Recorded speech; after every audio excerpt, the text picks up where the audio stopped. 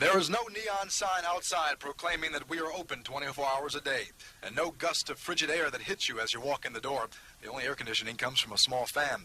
And you won't find any $85 or $100 food bills rung out on this cash register.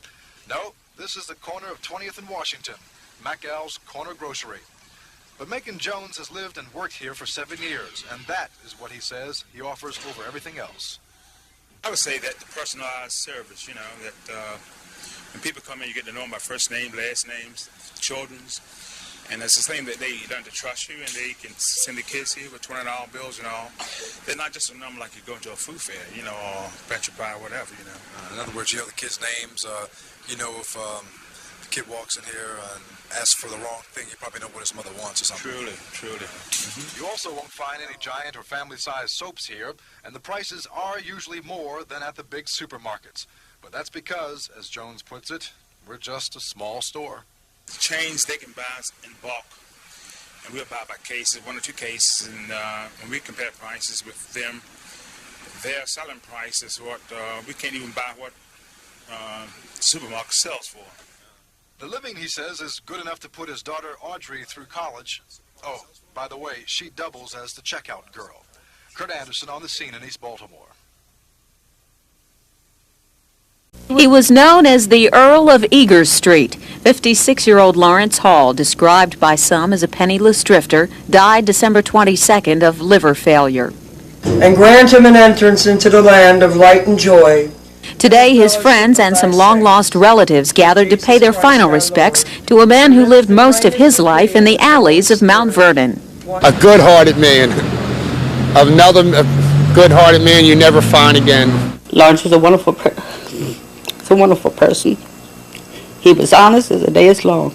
And because Lawrence Hall lived most of his life in the Mount Vernon area, his friends and relatives felt it was only right that he take his final ride through the neighborhood. A police escort led the caravan down St. Paul Street, across Reed, up Charles, and down Eager Street, the same blocks Lawrence Hall called home. He was a street person, yet he had more homes in Mount Vernon than most of us would think of living in an entire lifetime.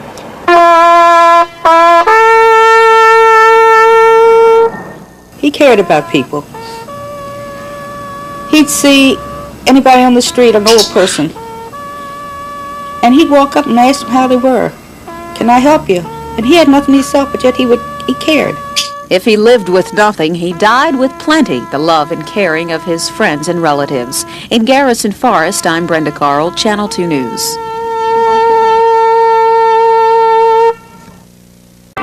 Enoch Pratt was a wealthy merchant who didn't know what to do with his money. Lucky for Baltimore, Pratt spent $1 million on a free library which opened on Mulberry Street back in 1886. It's now grown into a resource center for the entire state of Maryland. Today, the library's 100th anniversary was rededicated with a visit from the ghost of Enoch Pratt. Actually, he's an actor playing the part of a man who gave his adopted city a world of knowledge. It is not free for you to take the books as you please and return them or not, but is free from charge for the use of them.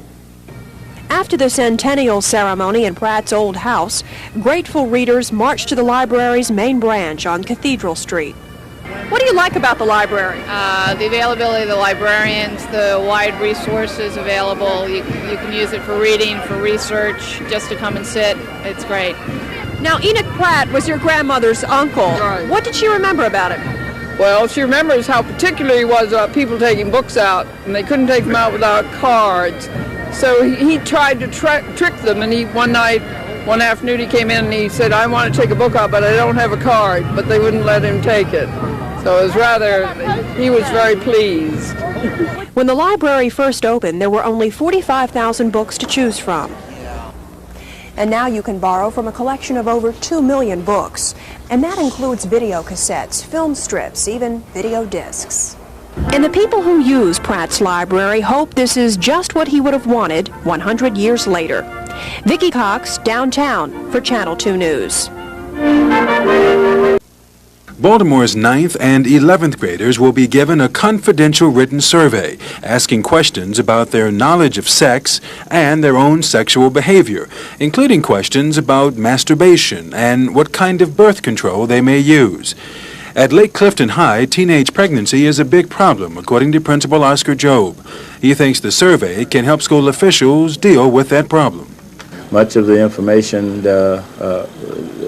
that's needed, perhaps in some areas is not known, and we have to know exactly what we're dealing with and the magnitude of the problem in order to address it effectively. Students I talked with seemed hesitant about the survey, but agreed that pregnancy in school is a problem. Too many kids having kids. That's what the deal is. Do you agree with that? I do agree with it. How do you solve that problem? Well, stop having some of these fresh girls and these fresh guys getting together. Parent Glenda Snowden has some doubts about how effective the survey will be. I don't think they're really going to do anything about it. What can they do about it? It starts, I think, in the home. And the parents need to get into their children's lives daily. The survey was to be given last month, but was canceled after complaints by parents. This time, the parents are being notified by letter that the survey is voluntary. Kevin Brown at Lake Clifton High for Channel 2 News.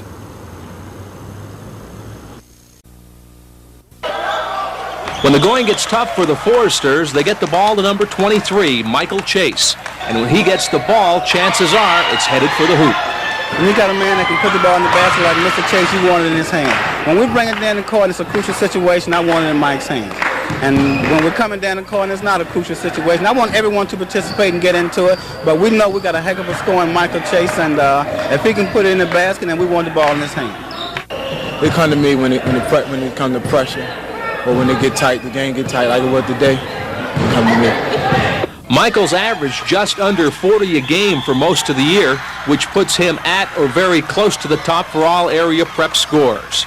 That's nice, but winning would be nicer. Even though I'm at the top, I would rather be winning and be at the top. I would rather be winning than be at the top.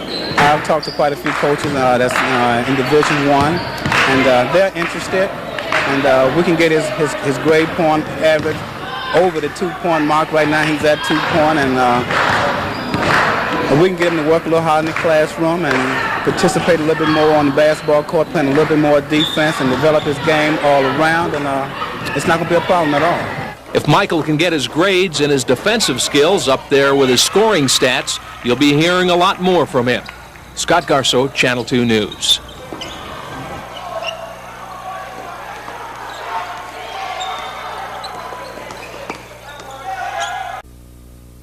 Drug dealers operate openly on many streets in Baltimore, casually exchanging drugs for money. This car is like a mobile drugstore with the roof used as a counter for illegal drug purchases. Channel 2 filmed them, and so did the police, who eventually moved in and arrested them. Such graphic evidence, when replayed for a judge or jury, makes conviction much easier. And secretly filming them is legal because they were operating in public. But in a recent case, the defendants were videotaped inside an apartment, raising constitutional questions about invasion of privacy. But the defense attorney's arguments were rejected by the judge, who ruled that the apartment in Pimlico was obviously not used as a residence. The only room with any furniture was the dining room, which the hidden camera revealed was used as a drug processing assembly line to cut and package the cocaine and heroin. And none of the 5 suspects lived there. So the jurors, for the first time in Maryland, were shown videotapes from inside a building, including the raid by federal agents and Baltimore police.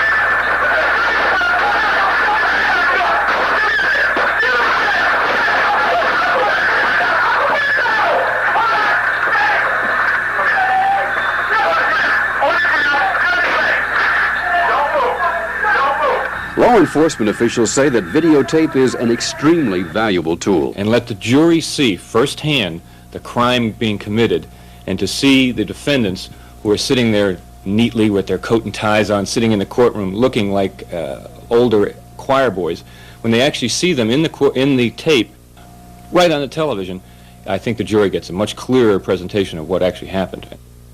Louis Cookie Savage and the other defendants were all found guilty, and the juror said the videotapes help substantiate what the witnesses said. The juror doesn't have to accept a police officer telling the juror what's going on. The juror can see with his or her own eyes what's happening. Very often we have the defense thrown out that the police planted the drugs or acted improperly, but in this case everything they did was filmed and was shown to the jury, and that defense was just evaporated. And this kind of surreptitious eavesdropping is often the only way to catch the major drug dealers. They do not appear on the street with drugs, and they probably in many instances do not handle drugs, and it is only through their own words acquired by electronic surveillance order that you will be able to bring them to justice. I think with the success of the Savage case, you're going to see more and more of this done here in Maryland as much as you've seen it in the federal system. Robert O'Leary of the Federal Drug Enforcement Administration says they have been using videotape for several years, but that there is a difficult legal process to convince the courts that it is necessary. That we have probable cause of crimes going on, and that we've exhausted practically every other means other than this. This is a 50-page affidavit to get both the bug and the installation of the camera in this particular case. And the law forbids the recording of any non-criminal activity or conversation. Several major drug dealers, such as Big Head Brother Lee and Peanut King, have been arrested in recent years as the result of secret electronic surveillance. But most of those were telephone wiretaps or secret microphones. But drug dealers, now alerted to that, simply turn up a radio to drown out the conversation. And sometimes hidden microphones aren't enough to protect undercover agents who penetrate a drug ring.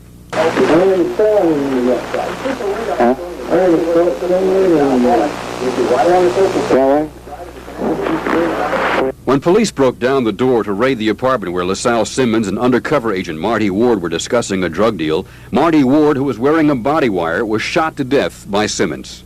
Sit down.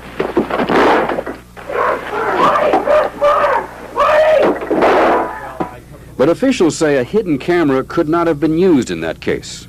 I doubt we would have had the time or the equipment or the ability to get into there and set up a camera. But the improved technology, plus laws allowing the confiscation of drug dealers' money, as well as their cars, is having an effect. We are making a dent now. It's never going to go away, but I think we're catching up with them right now. But one federal judge who, even though he allowed television surveillance inside a residence, warned that it could lead eventually to the elimination of personal privacy as we know it. And some believe that more legislation may be needed. At the federal courthouse, I'm Jack Bowden, Channel 2 News. I feel real good about that, and I feel like we have a chance to win again. Ninth grader Herbert Harris was just one of many students and teachers thrilled to hear today's news. A new round in the legal battle to keep Eastern High School open. Last fall, the city school board decided to close Eastern at the end of this school year to use the property for Memorial Stadium parking, but now that may not happen. Over the weekend, Judge Joseph Kaplan signed a cease and desist order, which means that Eastern High School can't be closed until all of the legal arguments are heard, both for and against. Well, I think the main thing is we're still in the ball game. You know, as I said, the game is not over until it's over. And the fact that the appeal was filed and we're still in the ring, I think, is highly significant. After the school board decided to close Eastern, the Save Our Schools Committee jumped right in and filed an appeal. Since then, critics say the maintenance has stopped, and some even wonder what school officials want to do with the property. We don't know exactly what they want to do with this building, and we wonder if they know what they want to do with this building. So we're hopeful that at least for the time we can stay here until it's been resolved. We chose this school to stay, you know, so we wanted to come up here and graduate from this school. Although the latest move doesn't guarantee Eastern will stay open beyond this year, it does provide some hope for those who are fighting to keep it open. At Eastern High School, I'm Brenda Carl for Channel 2 News.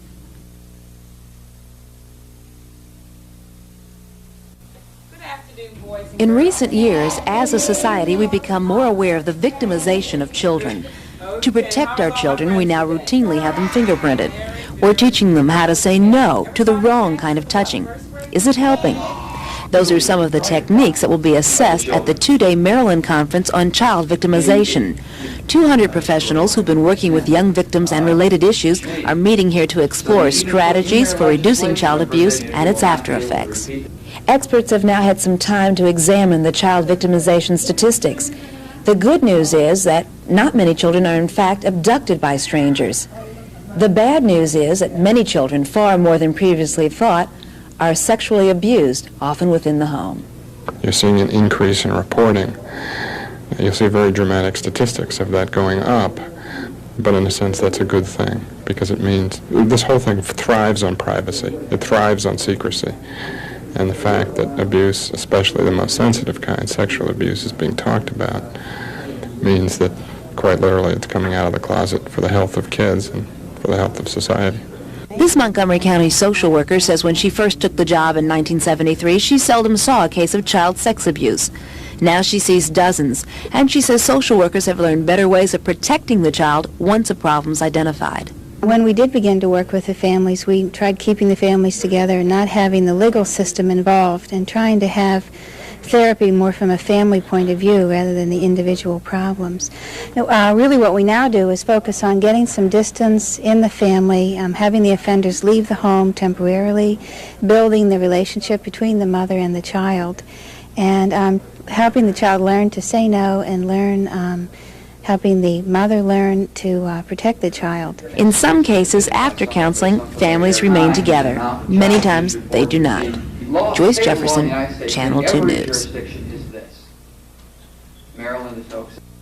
Max on Channel 2 and has been responsible for a regular part of this panel because he was the co-writer, I believe. Mother, and how she feels about the fact that now It's a point at which probably some of the children may... that I do locally. I didn't give you an example of, which is occasionally we'll do stories with police. They will call us and ask for help. You know, sometimes it's a case.